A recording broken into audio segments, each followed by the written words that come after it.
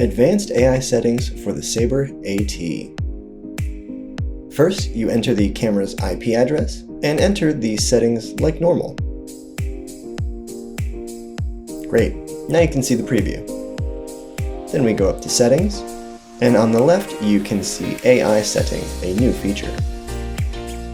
As you can see, it's currently enabled, and you can see me walking around the room and the camera following me rather smoothly. The second setting is Avatar Position, and you can see that I am centered currently. This keeps me right in the middle. However, there are situations where you might want to change this. Maybe you want to move the avatar to the left side of the screen, like a professor in front of a whiteboard. Boom. Similarly, you can do the same and move the avatar to the right side of the screen with the same setting. Great. We can also talk about bringing me back to the center, and then we can talk about scale. The avatar scale will change how zoomed in the camera is.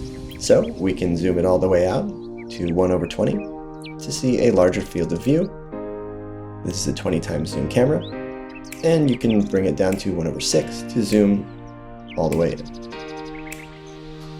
When it's zoomed in or out, it will continue to track as normal. So now we can talk about avatar switching. When you have two people in the frame, it might be useful to be able to switch between the avatar that's being tracked. Here we switch to the person on the left, and it tracks him. He can walk around like normal, and it's actually pretty difficult to lose him. You can walk in front of another person, and then we can switch over to the person on the right. Again, the tracking works just like normal. You can walk in front, and sometimes even behind people and not lose track.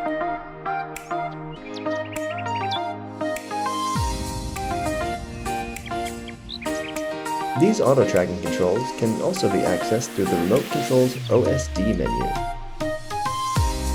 If the Saber AT loses the subject, such as when a professor needs to leave the room for a moment, the solution we've come to is that the Saber AT will resort to preset 0.